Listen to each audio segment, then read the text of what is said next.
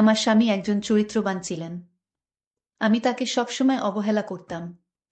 তারপরও সে কোনো রাগ করত না। একদিন রাস্তা থেকে একটা মেয়েকে নিয়ে আসলেন আমার বাড়িতে। মেয়েটা দেখতে খুবই সুন্দরী ছিল। কিন্তু মেয়েটিকে যে বাড়িতে নিয়ে আসলেন তার আমি কিছুই জানতাম না।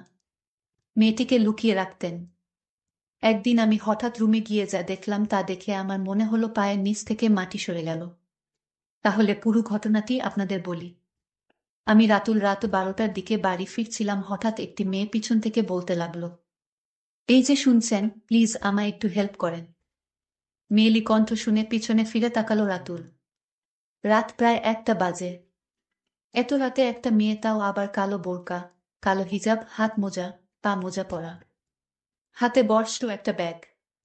কিছুটা বিগড়ে গেল রাতুল। কি হেল্প করব আপনায়? আর এত রাতে একটা মেয়ে মানুষ রাস্তায় কেন এই বেশে? আমি অনেক বিপদে পড়ছি, প্লিজ কোথাও আজকে রাতটা থাকার ব্যবস্থা করে দেন। কান্না ভেজা কণ্ঠে বলল। প্লিজ কান্না থামান, মানুষ দেখলে বাজে ভাববে। এত রাতে একটা ছেলের কাছে হেল্প চাচ্ছেন? আজব মেয়ে আপনি। বিপদে পড়লে মানুষ আজবই হয়ে যায়। আজব হন আর যা ই হন, আমি আপনাকে কোথায় থাকার ব্যবস্থা করে দিই বলেন? আপনার বাসায় আজ রাতটা থাকা যাবে, বিশ্বাস করেন সকালে চলে যাব। এই মেয়ে, তোমার কমন সেন্স আছে? এত রাতে মেয়ে নিয়ে বাসায় গেলে আব্বু আম্মু আমায় কুইটটা লবণ দিবে। আমায় কোনোভাবে হেল্প করা যায় না? হেল্প হেল্প করতেছেন, এত রাতে বাসা থেকে বের হইছেন কেন? ঠিকানা কোথায় আপনার? বাসার ঠিকানা দেন, আমি বাসায় পৌঁছে দেই। বাসায় যাওয়ার হলে আর এত রাতে রাস্তায় থাকতাম না। আমার পরিবারে আপন কেউ নেই। সৎ মা বাবা নেই। তাহলে আমি হেল্প করতে পারব না। হাঁটতে শুরু করল রাতুল। মনের ভেতর খচখচ করতে লাগল। মেয়েটা হয়তো খুব বিপদে পড়ছে, নয়তো কি অপরিচিত কারো কাছে এত অনুরোধ করে। এখন তো রাস্তায় বখাটেদের অভাব হবে না যদি মেয়েটার কিছু হয়। এই ভেবে আবার পিছন হাঁটতে লাগল। আরে এখানেই তো ছিল, মেয়েটা কই গেল? আশেপাশে খুঁজতে লাগল। দেখে মেয়েটা দেয়ালের আড়ালে বসে আছে। এই যে শুনছেন? আমুচকা কারো ডাক শুনে হকচকিয়ে উঠে মেয়েটা। দেখে ওই ছেলেটা আবার আসছে। আপনি আবার কেন আসছেন? আপনার নিতে আসলাম। ইচ্ছা হলে আমার সাথে চলেন। রাতটা থেকে সকালে চলে এসেন। মেয়েটা কেঁদেই চলছে। প্লিজ কান্না থামান, চলেন আমার সাথে। বিশ্বাস করেন আমার মনে কোনো অন্য মতলব নেই। আমি সকালেই চলে আসব। আমি কি বলছি, আপনার মনে অন্য মতলব আছে। হাঁটতে শুরু করল দুজন। আমার ব্যাগটা একটু আপনার হাতে নিবেন? কেন? কেন? আজব মেয়ে তো আপনি, আপনার ব্যাগ টানাবেন আমায় দিয়ে? এভাবে বলছেন কেন? থাক, লাগবে না। হইছে, দেন, আমার আছে। ওরে বাবা, এত ওজন কেন ব্যাগ? এই আপনি কি বাসা থেকে পালিয়ে আসছেন? হুম। মাথা নিচু করে। কেন পালিয়েছেন? সেই কখন থেকে কেঁদেন যাচ্ছেন, প্লিজ কান্না থামান। আমার মতো বিপদে থাকলে আপনিও কাঁদতেন। আমার সৎ মা আমার ঠিক করছে একজন বুড়ো মানুষের সাথে। উনার 3টা বাচ্চা আছে। বউ আছে 3টা। পালিয়ে না আসলে ওই বুড়ো মানুষটার সাথে বিয়ে হয়ে যেত। পালিয়ে আসলেন, থাকবেন কোথায় সেটা ভাবেননি? আত্মীয় স্বজন কেউ আছে এখানে? আত্মীয় স্বজন থাকলে কি নির্লজ্জের মতো আপনার হেল্প চাইতাম? আজব মেয়ে তো আপনি, থাকা খাওয়ার জায়গা নেই অথচ বাসা থেকে পালিয়ে এসছেন। যাই হোক, সেটা আপনার ব্যাপার। নাম কি আপনার?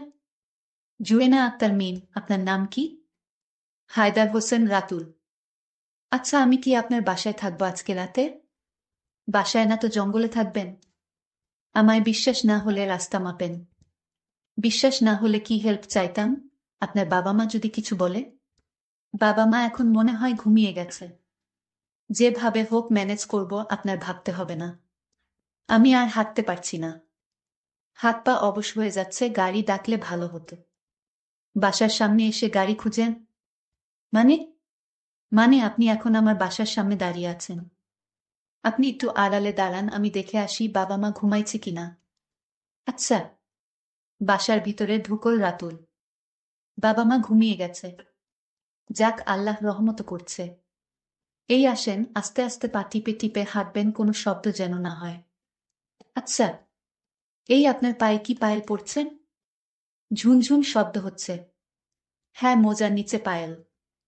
আমি খুলে ফেলছি, ওয়েট। বাব্বা, মোজার নিচে পায়েল। রাতুল আর ঝুয়েনা আস্তে আস্তে পা টিপে টিপে বাসার ভেতর প্রবেশ করল, যাতে কেউ টের না পায়।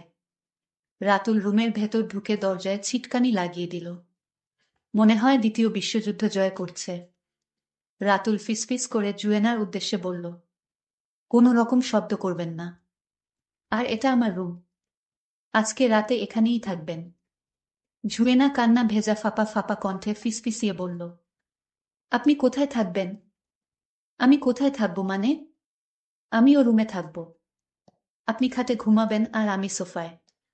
হাজার হোক আপনি আমার অতিথি, অপ্রত্যাশিত অতিথিও বলতে পারেন। অতিথির আপ্যায়ন না করলে আল্লাহ আমায় পাপ দিবে। না না, আপনি খাটে ঘুমান। আমি সোফায় ঘুমাব। এমনিতেই আপনায় অনেক বিরক্ত করছি। বিরক্ত করেননি, ঝামেলায় জড়াইছেন। বাবা মা টের পেলে কি হবে সেটা আল্লাহই জানে। আচ্ছা, আপনি সেই কখন থেকে কেঁদেই যাচ্ছেন, প্লিজ কান্না থামান। হুম। কি হুম? আপনি মনে হয় অনেক ক্লান্ত। হাত মুখ ধুবো, অনেক ক্লান্ত লাগছে।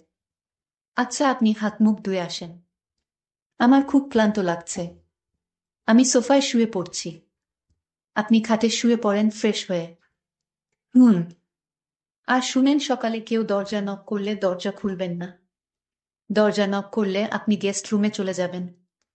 আর আপনার ব্যাগটাও খাটের নিচে রাখেন। আচ্ছা? কোনো মেয়েলি জিনিসপত্র রুমে রাখবেন না ভুলেও। সব ব্যাগে গুছিয়ে রাখেন। কালকে সকালে চলে যাবেন কিন্তু। দেখতেই তো পাচ্ছেন কত রিস্ক।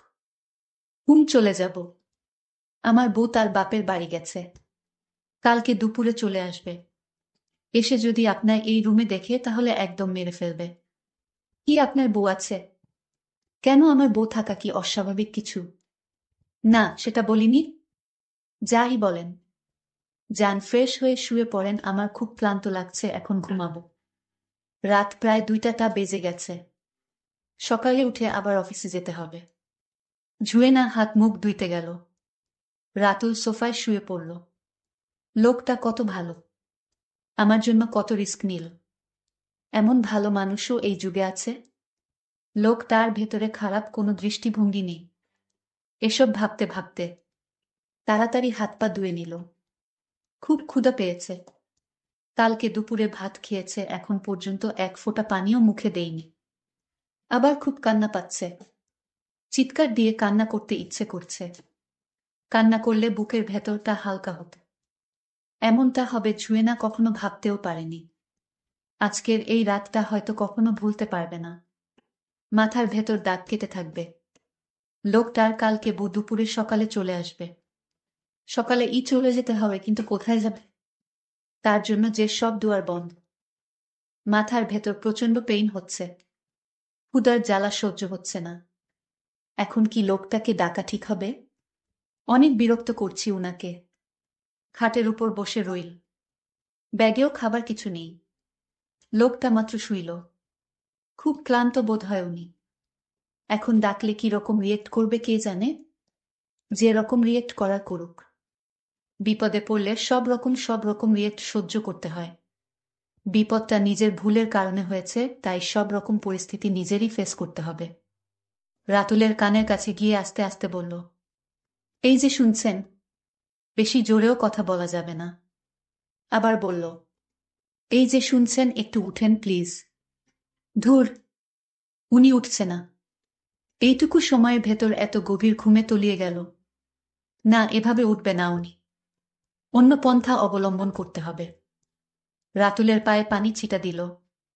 রাতুল সাথে সাথে হকচকিয়ে লাফিয়ে উঠল। এই কে? কে? চুপ! আমি জুয়েনা। কিছুটা বিরক্ত ভাব নিয়ে বলল, ও আপনি? এতক্ষণ তো বোরকা হিজাব পরা ছিলেন, তাই চিনতে পারিনি। খুব বিরক্ত হচ্ছেন তাই না?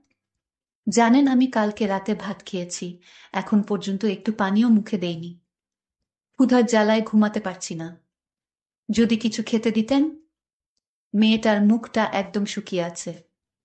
চোখগুলো ফুলে গেছে। নাকের ডগায় ঘাম জমেছে বিন্দু বিন্দু। কি মায়া মেয়েটার ভেতর!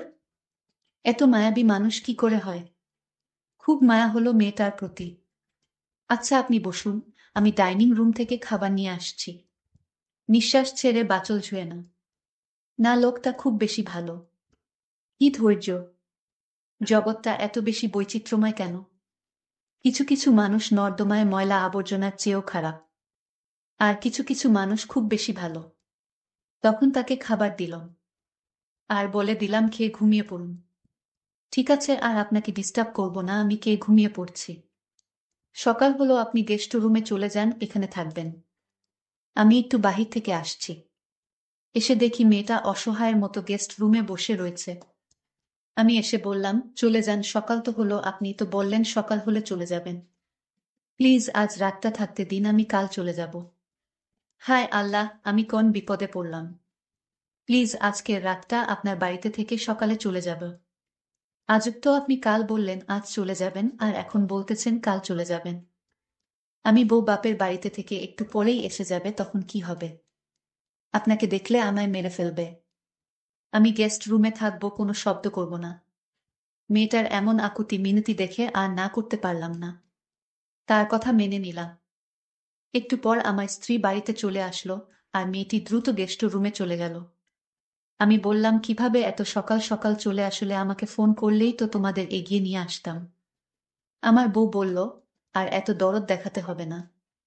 আমি এতদিন বাপের বাড়িতে ছিলাম, একটা ফোন দিয়ে খবর পর্যন্ত নেননি, আর এখন দরদ দেখাতে আসছে? তুমি এভাবে কথা বলছো কেন? এই 2টা দিন আমি একটু বিজি ছিলাম। তোমার আর বিজি কিসের? আর বলো না। আমার বন্ধু রাশেদ বলেছে তার সাথে ব্যবসার কাজে লাগতে। হয়েছে হয়েছে, এবার বাজারে যাও, দ্রুত বাজার নিয়ে এসো। আমি বাজার নিয়ে আসলাম। আমার বউ রান্না করতে গেল রান্নাঘরে। আমি এর ভিতরে একবার গেস্ট রুমে গেলাম, গিয়ে দেখি মেয়েটি ঘুমিয়ে আছে। আমি আস্তে আস্তে ডাক দিলাম, এই যে শোনেন। তখন জুয়েনা বলল, আমি ঘুমাইনি, আমি আপনার এবং আপনার স্ত্রীর কথা সব শুনেছি। আপনার মতো এত চরিত্রবান স্বামীর সাথে এরকম আচরণ করে আপনার স্ত্রী। আচ্ছা, আপনি জানেন আমি একটা নরকে আছি। আমার বাবা মা পছন্দ করে আমাকে এই মেয়েকে বিয়ে করেছিলাম, কিন্তু আমি আমার মনের মতো স্ত্রী পাইনি। হঠাৎ স্ত্রীর ডাক পড়ল। আমি আস্তে করে ওয়াশরুমের পাশ দিয়ে বের হয়ে গেলাম। আমার স্ত্রী বলতে লাগলো, তুমি ওয়াশরুমে ছিলে নাকি গেস্ট রুমে? আমি বলেছি গেস্ট রুমে গিয়েছিলাম, আমার একটা পুরাতন ব্যাগ খুঁজতে। ও তাই? ঠিক আছে, এখন রাতে খাবার খেয়ে নাও। তুমি খেয়েছো? খেয়েছি। এত ব্যান ব্যান না করে খেয়ে নাও। স্ত্রীর এরকম কথা শুনে কারো গলা দিয়ে ভাত নামবে না। তারপর আমার স্ত্রী যখন ঘুমিয়ে পড়ল, আমি কিছু খাবার নিয়ে গেস্ট রুমে চলে গেলাম। তারপর জুয়েনাকে বললাম, নাও, চুপচাপ খেয়ে নাও। তুমি খাবে না? না, আমি খাবো না। তুমি খেয়ে নাও। জুয়েনা আমাকে বলল, ঠিক আছে, আমিও ভাত খাবো না যদি আপনি না খান। না, তুমি কি বলছো? তুমি আমার কে? মনে করো আমি তোমার একজন আপনজন। জুয়েনার কথাগুলো শুনতে আমার খুব ভালো লাগতো। আমি জুয়েনাকে বললাম, আচ্ছা, তোমার কেমন ছেলে পছন্দ বলো, আমি তোমাকে বিয়ে দিব। আমার কেমন ছেলে পছন্দ জানতে চান? যদি বলি আপনার মতো। ও তাই জুয়েনা, আসলে আমি তোমার কথার মায়ায় পড়ে গেলাম। আমরা এসব গল্প করছিলাম। আমার স্ত্রী পাশ থেকে সব শুনে ফেলেছে ততক্ষণে। আমার স্ত্রী জুড়ে চিৎকার করে এলাকার মানুষ দিয়ে বাড়িতে ভিড় জমিয়ে ফেলেছে। জুয়েনা বলল, এখন কি হবে? কিছু হবে না। এলাকার মাতবর এসে আমাকে জিজ্ঞেস করল, তোমার ঘরে এই মেয়েকে কতদিন পর্যন্ত লুকিয়ে রেখেছিলে? মাদবর সাহেবের জবাবে আমি বললাম, কারো সম্বন্ধে ভালো করে না জেনে বাজে মন্তব্য করবেন না। এই মেয়েটি বিপদে পড়ে রাস্তায় কাঁদছিল রাত 2টার দিকে। আমি তাকে আমার বাড়িতে আশ্রয় দিয়েছি। এটা কি আমার অপরাধ? এলাকার লোক বলল, ভালো কথা, আশ্রয় দিয়েছে, কিন্তু তাকে লুকিয়ে রাখলে কেন? তার জবাবে আমি বললাম, আমি তাকে লুকিয়ে রেখেছি আমার স্ত্রীর জন্য। কারণ আমার স্ত্রী যদি অনুমতি নিতাম তাহলে কোনোদিন মেয়েটাকে আশ্রয় দিত না, আর তাই তাকে লুকিয়ে রেখেছিলাম। এটা আমরা মেনে নিতে পারলাম না। মাতবর সাহেব না মেনে নিতে পারলে আমাকে কি করতে হবে বলেন? তোমাকে এর শাস্তি হিসেবে এই গ্রাম ছাড়া হতে হবে। এলাকার সব মানুষ বলাবলি করতেছে।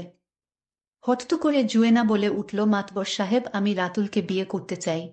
রাতুলের মতো মানুষ পাওয়া এই যুগে ভাগ্যর ব্যাপার। যদি রাতুল চায় আমি তাকে বিয়ে করতে চাই, তবু রাতুলকে গ্রাম ছাড়া হতে দিব না। কারণ রাতুল সৎ আদর্শবান ব্যক্তি, তার মতো ছেলের বউ হওয়া ভাগ্যর ব্যাপার। আমি তো অবাক হয়ে গেলাম জুয়েনার কথা শুনে। এইদিকে আমার স্ত্রী বলল, তোর কত বড় সাহস, তুই আমার স্বামীকে আমার কাছ থেকে কেড়ে নিতে চাস? রাতুল বলল, আমি তোমাকে রাখতে চাই না। তোমার সাথে সংসার করে আমি জাহান্নামে জ্বলছি। তোমার মতো দুশ্চরিত্রা নারীকে এ বাড়িতে রাখব না। এতদিন সহ্য করছি, আমার মা বাবার দিকে তাকিয়ে আর সহ্য করব না। তুমি এ বাড়ি থেকে চলে যাও, আমি ডিভোর্স লেটার পাঠিয়ে দেব। দর্শক বন্ধুরা, তোমরা হয়তো ভাবতেছ যে আমি জুয়েনাকে পেয়ে আমি আমার স্ত্রীকে ডিভোর্স দিচ্ছি। এটা তোমাদের একেবারে ভুল ধারণা। জুয়েনাকে না পেলেও আমি তাকে ডিভোর্স দিতাম। বন্ধুরা, আজকের গল্পটি কেমন লাগলো তা অবশ্যই কমেন্ট করে জানাবেন। দেখা হবে নতুন কোনো ভিডিওতে, সেই পর্যন্ত সকলে ভালো থাকবেন। ধন্যবাদ।